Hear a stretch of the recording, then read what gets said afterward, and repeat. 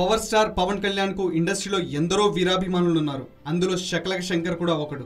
పవన్ మీద తన భక్తిని ఎప్పటికప్పుడు చాటుకుంటూనే ఉంటాడు శంకర్. పవన్ కు తన స్వస్థలమైన శ్రీకాకుళంలో గుడి కట్టించే ప్రయత్నంలో కూడా ఉన్నాడు. ఇలాంటి శంకర్ ను సర్దార్ గబ్బర్ సింగ్ షూటింగ్ సందర్భంగా పవన్ కళ్యాణ్ కొట్టినట్లు వార్తలు వచ్చాయి. డైరెక్టర్ బాబీ మీద సెటర్లు వేయడంతో కోపం వచ్చో ఇంకేదో కారణంతో పవన్ శంకర్ ను కొట్టినట్లు అప్పట్లో పెద్ద ఎత్తున ఊహాగానాలు వినిపించాయి. దీనిపై అప్పట్లోనే ఒకసారి క్లారిటీ ఇచ్చిన శంకర్ తాజాగా ఇంకోసారి స్పందించాడు.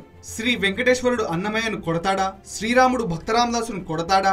మరి పవన్ కళ్యాణ్ తన భక్తుడైన నన్నెందుకు కొడతాడు చెప్పండి అని ప్రశ్నించాడు శకలక శంకర్. పవన్ తనకు దేవుడు లాంటి వాడని, తాను ఆయన భక్తుడని శంకర్ అన్నాడు.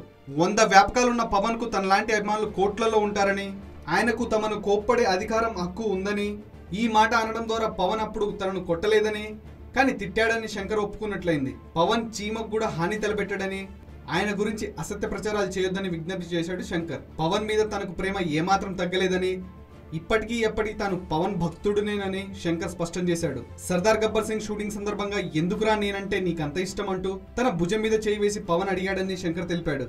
ఏది ఏమైనా తాజా ఇంటర్వ్యూలో శకలక శంకర్ రూమర్స్ కి చెక్ పెట్టాడని చెప్పాలి.